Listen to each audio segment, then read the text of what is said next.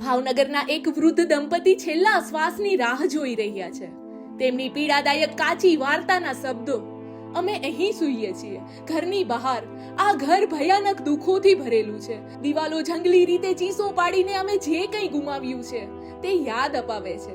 દીકરાના ગયા પછી અમે તેમના નાનકડા દીકરાને જોઈને જીવ્યા, પણ સાપ કરડવાથી તે પણ અમને છોડીને જતો રહ્યો. આટલી બીમારી હોવા છતાં પણ આ અમારું જર્જરિત જીવન અમને છોડી કેમ નહીં દેતું હોય? અંદરથી એક સવાલ આવ્યો, શું આપણું દુઃખ તેમના દુઃખને તોલે આવી શકે? રાશન કીટ અને તેમના ઘરે આવેલા નાનકડા મહેમાન માટે કુકીઝ લઈને હું પરત ફરી. જ્યારે દાદા દાદીએ બાળકોને ભાગ આપ્યો ત્યારે બાળકો કરતા વધુ તેમના ચહેરાની સ્મિત રેખા લંબાણી, પરંતુ તે ટકી શક્યું નહીં. ભારે પીડાએ તેમના સ્મિતને જગ્યા જ ના આપી. અમે છેલ્લા શ્વાસની રાહ જોઈ રહ્યા છીએ.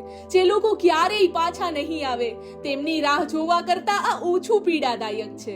પાણી આપતા જ તેમણે કહ્યું, દીકરી, તને આ પાણીના ગ્લાસની કિંમત નથી ખબર. તે જે કંઈ આપ્યું છે તેના કરતા ક્યાંય વધારે.